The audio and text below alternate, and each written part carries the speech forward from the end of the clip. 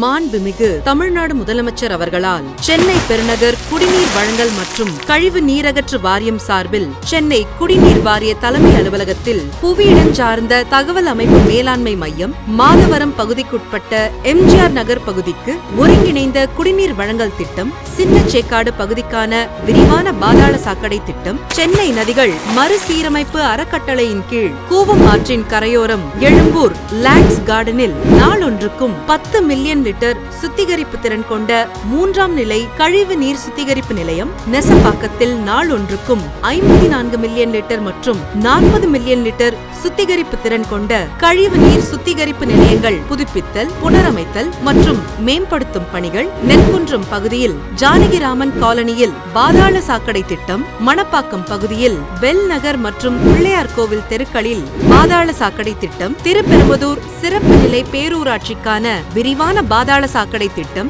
வில்லிவாக்கம் பகுதிகளில் 200 மில்லிமீட்டர் விட்டமுள்ள வார்ப்பிரும்பு குழையாக விரிவுபடுத்தும் பணிகள், மேலும் அனைத்து மண்டலங்களிலும் மினி ஜெட்டிங் கழிவுநீர் தூர்வாரும் வாகனங்கள், ஜெட் ராடிங் மற்றும் அதிநவீன கழிவுநீர் உறிஞ்சும் வாகனங்கள் என மொத்தம் 58 வாகனங்கள் வழங்குதல் என மொத்தம் ரூபாய் 195.83 கோடி மதிப்பீட்டில் கட்டப்பட்டுள்ள பல்வேறு திட்டப்பணிகள் இன்று தொடங்கி வைக்கப்பட்டது. மேலும் ரூபாய் 3.46 கோடி மதிப்பீட்டில் கொரட்டூர் TNHB காலனியில் 68வது தெருவில் 2 மில்லியன் லிட்டர் கொள்ளளவு கொண்ட புதிய குடிநீர் கீழ்நிலை நீர்த்தேக்க தொட்டி கட்டுமான பணி இன்று அடிக்கல் நாட்டப்பட்டது. மேற்கண்ட கட்டுமான பணிக்கு அடிக்கல் நாட்டியமைக்கும், பல்வேறு திட்டப்பணிகளை துவக்கி வைத்தமைக்கும், அதிநவீன வாகனங்களை வழங்கிய